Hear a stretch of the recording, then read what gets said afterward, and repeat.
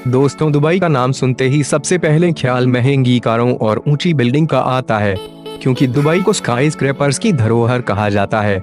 आज दुबई ने कई ऐसे कारनामे कर दिखाए हैं जिन्हें कर पाना बाकी देशों के लिए नामुमकिन है।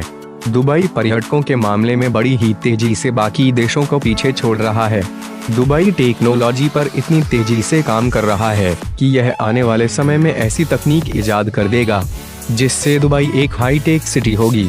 दोस्तों, दुबई के शेखों के बारे में आप सभी ने सुना ही होगा, जो अमीरी और महंगी कार के लिए जाने जाते हैं और दुबई में सबसे ज्यादा महंगी कार देखी जाती है। लेकिन यहाँ जितनी ज्यादा महंगी कार है उतनी ही ज्यादा इनकी बेकदरी भी है, क्योंकि यहाँ लोग अपनी महंगी कार्स को यूं ही कबाड़े में फेंक कर चले जाते हैं।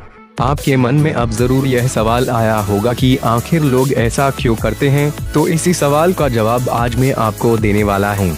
वीडियो शुरू करने से पहले वीडियो के नीचे लाल कलर के बटन को दबाकर हमें सब्सक्राइब कर ले और साथ ही इस घंटे को दबा दे, जिससे हमारे वीडियो आपको सबसे पहले मिलते रहे।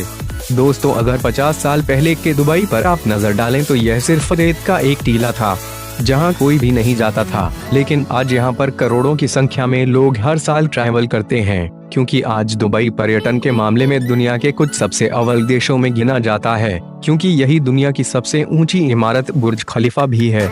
लेकिन बाकी देशों जैसे ही दुबई में भी कई परेशानियां हैं, लेकिन यह परेशानी दुनिया के बाकी देशों से काफी अलग है, क्योंकि बाकी देश जहां गरीबी और भुखमरी जैसी समस्याओं का सामना कर रहे हैं, वहीं दुबई के लोग ज्यादा अमीर होने की वजह से अपनी कीमती चीजें कहीं भी छोड़कर भूल जाते हैं, जैसे फेरारी, लैम्बोर्गिनी और बेंटले जैसी महंगी कार। दुबई की सबसे परेशानियों में से एक यह है कि दुबई के लोग अपनी महंगी कारों को सुनसान जगहों पर छोड़कर चले जाते हैं। हर साल दुबई में 2000 से 3000 गाड़ियां सुनसान जगहों पर पाई जाती है, जिनके मालिक के बारे में किसी को कोई जानकारी नहीं होती। ज्यादातर यह कार्स हॉस्पिटल और एयरपोर्ट पार्किंग में मिलती है। इन सभी कारों की कीमत करोड़ों रुपए में है, जिनमें से ज्यादातर स्पोर्ट्स कार होती है, जिन्हें लेने का सपना हर किसी का होता है। अब आपके मन में यह ख्याल जरूर आया होगा कि शायद अमीर लोग इन कारों को खरीद कर भूल जाते हैं, तो आपका सोचना बिल्कुल गलत है, क्योंकि यह कार वीरान सिर्फ इसलिए है क्योंकि दुबई में पेट्रोल के दाम बढ़ रहे हैं और साथ ही दुबई में हो रहे आर्थिक संकट की वजह से लोग इन कारों की रखरखाव का खर्चा नहीं उठा पा रहे हैं, जिसकी वजह से इन्हें मजबूरन अपनी कार को छोड़ना पड़ रहा है।